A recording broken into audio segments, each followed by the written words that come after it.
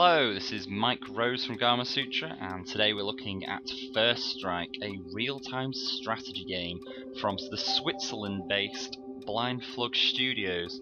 So the game's coming to iOS, Android, and quite possibly Windows Phone tablets in March. And the idea is that it's a bare-bones nuclear war simulator.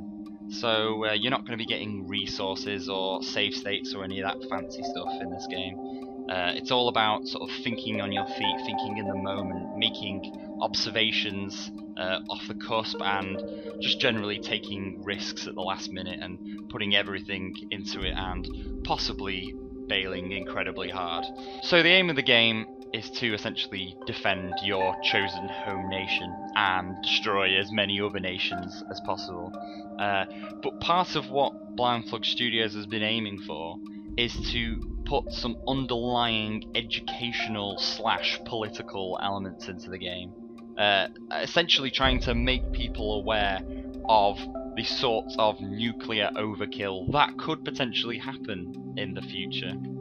So by letting people experiment in this inconsequential setting, the developers are hoping that people will be able to experience the sorts of dilemmas that could potentially happen and see the issues from a first-person perspective.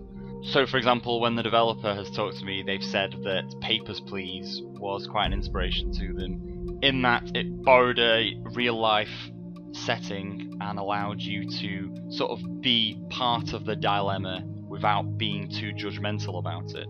So this sort of idea runs throughout the game. For example, you might be able to tell here that while the UI is very sort of technical, glowing lines, tactical interfaces, very much inspired by sort of DEF CON and war games, things like that, the Earth itself is actually hand painted.